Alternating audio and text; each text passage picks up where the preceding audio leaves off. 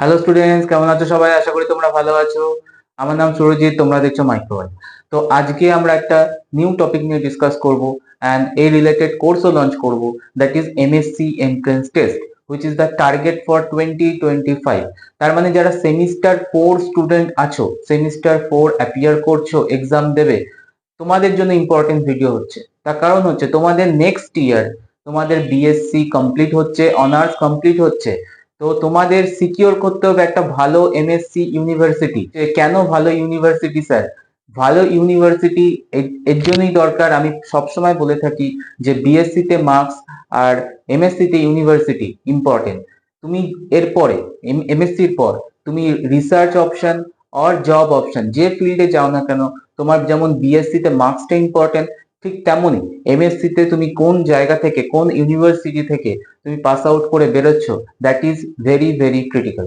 তো that's why যেটা আমি তোমাদের বলবো, এখন যে তোমরা ইউনিভার্সিটির আন্ডারে অনার্স করছো, নিজেকে আপগ্রেড করো। নিজেকে আপগ্রেড করে একটা ভালো ইউনিভার্সিটিতে এমএসসি করার চেষ্টা করো। তোমাদের হয়তো বিএসসি তে সেরকম ভালো কলেজ পাওনি, যে কলেজই পেয়ে থাকো না কেন সেখান থেকে ভালো স্কোর করে তুমি এমএসসি তে কিন্তু একটা ভালো ইউনিভার্সিটি চুজ করতে পারো। কারণ এমএসসি ইউনিভার্সিটি যেভাবে তোমার রিক্রুটমেন্ট বা যেভাবে তোমার অ্যাডমিশন প্রসেসটা চলে, সেটা কিন্তু এক্সাম বেস করে, এমসিকিউ এক্সাম বেস করে। তো এরকম ভ্যারাইটি অফ এক্সাম হয়। আজকে আমরা কিছু এক্সামের list and tentative schedule provide করব। আরো একটা কথা বলে রাখি, অনেক কলেজে এমএসসি হয়, যেমন মাইক্রোবায়োলজিতেই বিএসসি কলেজে কলেজে হচ্ছে, সেই কলেজে এমএসসি হয়। তো প্লিজ রিকোয়েস্ট করছি, যদি দেওয়ালে পিঠ না ঠেকে যায় তো এমএসসি তোমরা কলেজ থেকে করো না। তার কারণ বেটার এক্সপোজার তোমরা পাবে না।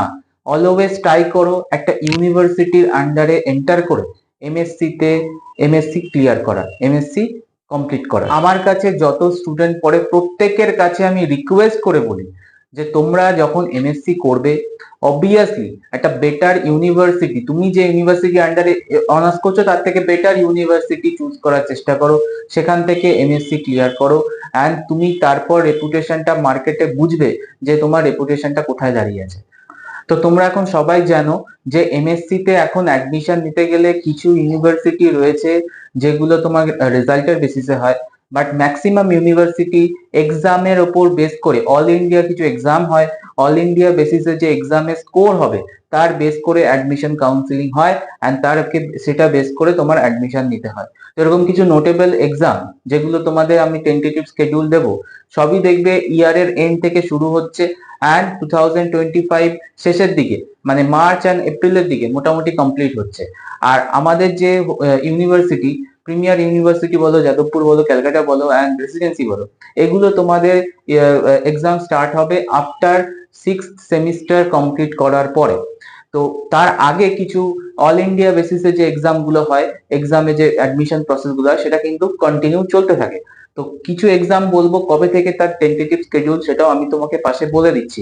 অ্যান্ড কিভাবে প্রিপারেশন নেওয়া যায় অ্যান্ড কি কোর্স আমি লঞ্চ করতে চলছি লাস্টে আমি তোমাদের বলছি। দেখো, ফার্স্টে ডিসেম্বরের দিকে যে ফার্স্ট এক্সামটা হয় সেটা হচ্ছে টিআইএফআর। টিআইএফআর এই এক্সামটা হয়, টেন্টেটিভ মান্থ হচ্ছে ডিসেম্বর। আফটার টিআইএফআর নেক্সট যে এক্সামটা হয় স্কেডিউল পরে, দ্যাট ইজ আইআইটি জ্যাম,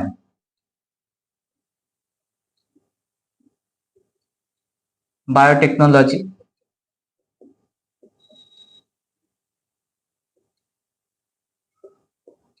এটার এক্সাম মোটামুটি জানুয়ারি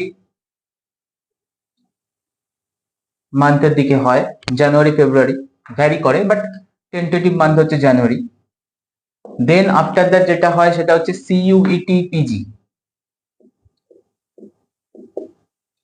যেখানে মাইক্রোবায়োলজির ওপর পেপার থাকবে, এন্ড এটা টেন্টেটিভ স্কেডিউল হচ্ছে মার্চ, মার্চ 2025। এন্ড লাস্ট যে এক্সামটা দিয়ে তোমার অল ইন্ডিয়া বেসিসে মোটামুটি এক্সাম গুলো কভার হয়, that is GAT B, April. তো just GAT B exam complete হলো। তো মোটামুটি আমাদের কাছে যদি GAT B to GAT B preparation নিই, ওভারঅল সিলেবাস টুকটাক 19-20 চেঞ্জ হলেও ওভারঅল সিলেবাস তোমার কাছাকাছি সেমই থাকে। তো আমরা যদি GAT B exam just complete হলো, তো নেক্সট ইয়ারে 2025 এর গ্যাট বি ধরি, তো আমাদের কাছে মোটামুটি 1 ইয়ার থাকবে।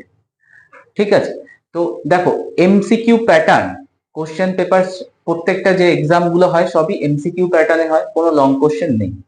তো এমসিকিউ প্যাটার্ন, কিন্তু তোমরা যেটা পড়ে আসছো সেটা হচ্ছে অনার্স লেভেলে, সেটা হচ্ছে long question, 2 marks, 3 marks, 5 marks এর কোশ্চেনে আনসার করছো। তো এমসিকিউ প্রিপারেশন আর লং কোশ্চেনের জন্য প্রিপারেশন কিন্তু এক নয়। এমসিকিউ ইজ আ স্কিল, এটা স্কিল ডেভেলপ করতে হয়। তো এমসিকিউ সলভ করে, এমসিকিউ স্কিল ডেভেলপমেন্টটায় টাইম রিকোয়ারমেন্ট, টাইম লাগে। তো এমসিকিউ সলভ করা অতটাও ইজি না, আবার অতটা টাফও নয়। তোমার কাছে যদি স্কিলটা ডেভেলপ হয়ে যায়, তুমি আরামসে এমসিকিউ কিন্তু করে নিতে পারবে। আর একটা কথা বলে রাখি, সেটা হচ্ছে এমসিকিউতে কোনো কমন বলে কিছু নেই।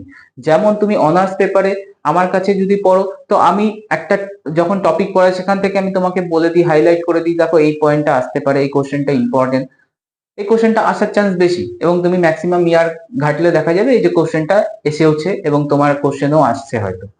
বাট এমসিকিউতে এরকম ভাবে কোনো কমন পাওয়া যায় না। MCQ totally conceptual, concept develop করতে হবে, কনসেপ্ট ক্লিয়ার করতে হবে অ্যান্ড প্র্যাকটিস করতে হবে। এই দুটো টাস্ক যদি ইমপ্রুভ হয়ে যাও, এমসিকিউ সলভ করার স্কিল তোমার বেড়ে যাবে।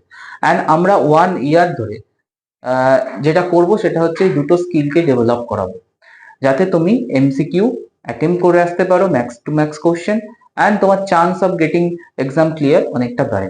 তো এইটা 1 ইয়ার ধরে আমরা প্রিপেয়ার করব গ্যাট বি টু গ্যাট বি। তার মাঝেই ডিসেম্বরের মধ্যে তোমার টিআইএফআর স্টার্ট হবে, আইআইটি জাম স্টার্ট হবে, দেন সিইউটিপিজি হবে, এক্সেট্রা হবে। তো 1 ইয়ার পরে আরো কিছু এক্সাম তুমি পাবে, যেগুলো হচ্ছে তোমার আমাদের ওয়েস্ট বেঙ্গল ইউনিভার্সিটির মধ্যে প্রিমিয়ার যে ইউনিভার্সিটি, যাদবপুর, ক্যালকাটা, দেন তোমার প্রেসিডেন্সি, এদের এক্সাম গুলো স্টার্ট হবে। যদিও ক্যালকাটা ইউনিভার্সিটি এখন এক্সাম বেস করে না, আহ, যদিও ক্যালকাটা ইউনিভার্সিটি এখন মার্কসের বেসিসে তোমার অ্যাডমিশন প্রসেস চলে, আগে এক্সাম বেসিস হতো। তো রুল চেঞ্জ হতেই পারে, এটা কোনো ব্যাপার নয়, ডিপেন্ড করে ক্যালকাটা ইউনিভার্সিটির ওপর। আদার ইউনিভার্সিটি যেমন যাদবপুর ইউনিভার্সিটি বায়োটেকনোলজিতে তোমাকে এমএসসি এন্টার করতে গেলে এক্সাম দিতে হবে, প্রেসিডেন্সিতে যেমন এক্সাম হয়।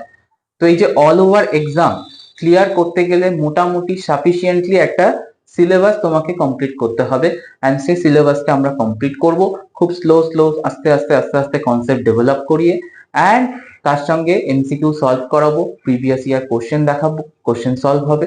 তো এই যে স্কিল ডেভেলপটা, এটা আমরা 1 ইয়ার ধরে চলছি, খুব মিনিমাম ফিজে অনলাইনে বসে। তুমি তোমার অনার্স করছো, কোনো ব্যাপার নেই, অনার্সের সাথে জাস্ট 2 days, 1.5 hour তুমি যদি এই প্রিপারেশনটা নিতে থাকো, এমসিকিউ স্কিল ডেভেলপ তোমার হতে বাধ্য। আমি যে প্রিপারেশনটা তোমাকে করাবো, তো এই প্রিপারেশনটা নাও, বেটার হবে আমার মনে হয়। যে কোনো ফিল্ড থেকে তুমি যদি এমএসসি এন্ট্রান্সের এক্সাম দিতে চাও, যে কোনো ফিল্ড থেকে, হয়তো কেউ জুওলজি পড়ছে বা বটনি পড়ছে, সে ইন ফিউচার বায়োটেকনোলজিতে এমএসসি করতে চায়, তাকে তো এই ধরনের এক্সাম দিতেই হবে। তো যে কোনো ফিল্ড থেকে তুমি যদি আছো, তো খুব অনলাইনে মিনিমাম ফিজে জাস্ট 1.5 hour ক্লাস করো, দেখো তোমার ইমপ্রুভমেন্ট হচ্ছে কিনা এমসিকিউতে। তো এই টপিকটা নিয়ে ডিসকাশন করা ছিল যে এমএসসি এন্ট্রান্স টেস্ট কিভাবে ক্লিয়ার করা যায়। আরো একটা ভিডিও আসবে এমসিকিউ কিভাবে সলভ করা যেতে পারে। আচ্ছা, খুব তাড়াতাড়ি আমরা ক্লাস স্টার্ট করব, হোপফুলি আমরা মে মাসের ফার্স্ট উইক থেকে ক্লাস স্টার্ট করে দেবো, অ্যান্ড এন্ট্রান্স টেস্টের জন্য যে প্রিপারেশন, এটা কন্টিনিউ চলতে থাকবে। চলো, টিল দেন, বাই, দেখা হচ্ছে নেক্সট কোনো ভিডিওতে। টাটা।